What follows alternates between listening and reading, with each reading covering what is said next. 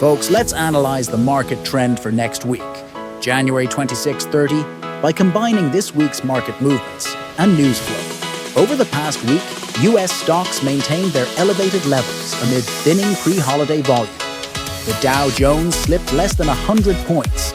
The S&P 500 was virtually flat, and the Nasdaq eked out a gain, thanks to a better-than-expected earnings report from TSMC. Trading volume declined daily, with the Nasdaq's single-day turnover shrinking to below $330 billion. The wait-and-see sentiment among investors was clearly visible. At the sector level, capital continued to rotate from high-beta to short-duration yield plays.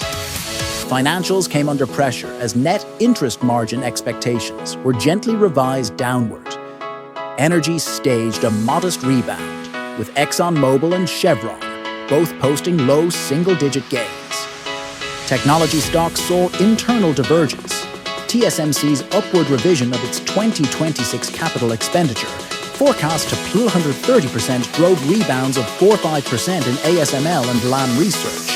While Apple and Meta traded sideways, the market awaits concrete data on AI revenue realization. Defensive sectors like consumer staples and utilities saw inflows as the discounted value of dividends is being repriced in the high-interest rate environment. The macroeconomic focus shifts to the FOMC meeting next Tuesday and Wednesday. The market has almost fully priced in an unchanged rate for January. CME FedWatch indicates the probability of a March rate cut has fallen below 25%, while a June cut stands at 65%. The consensus baseline for the year has solidified around a total of 2 25 basis point cuts. Core PCE has held at 2.8% year-over-year for 3 consecutive months, with the services sector still showing high sequential readings. December's non-farm payrolls were revised down, and the 4-week moving average of initial jobless claims rose to 230,000, indicating a cooling labor market without a cliff-edge risk. If the FOMC statement removes the phrase additional policy firming, or if Chair Powell acknowledges for the first time that inflation risks are broadly balanced, expectations for a June cut will strengthen.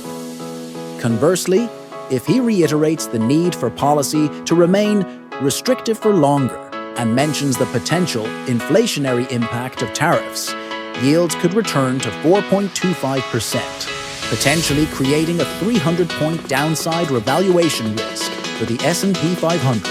Earnings season is entering its peak.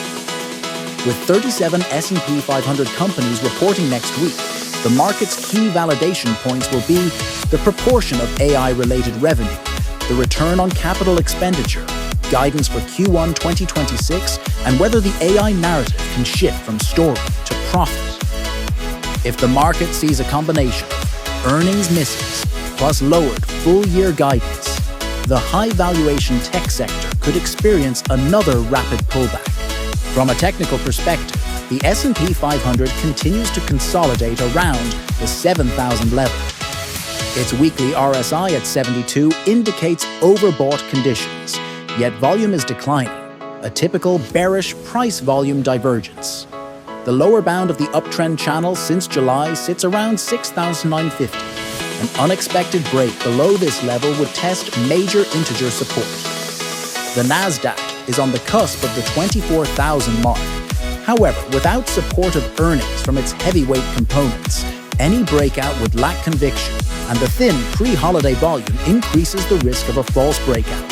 Strategically, maintaining a low overall exposure with high concentration remains prudent.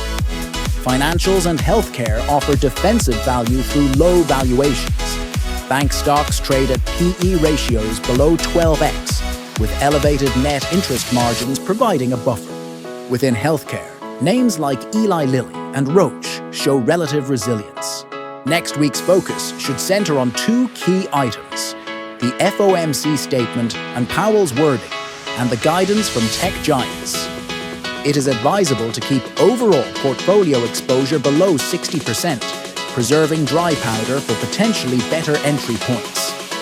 Ultimately, All narratives must translate into free cash flow. Any AI story that fails to deliver risks being swiftly compressed by valuation multiples overnight.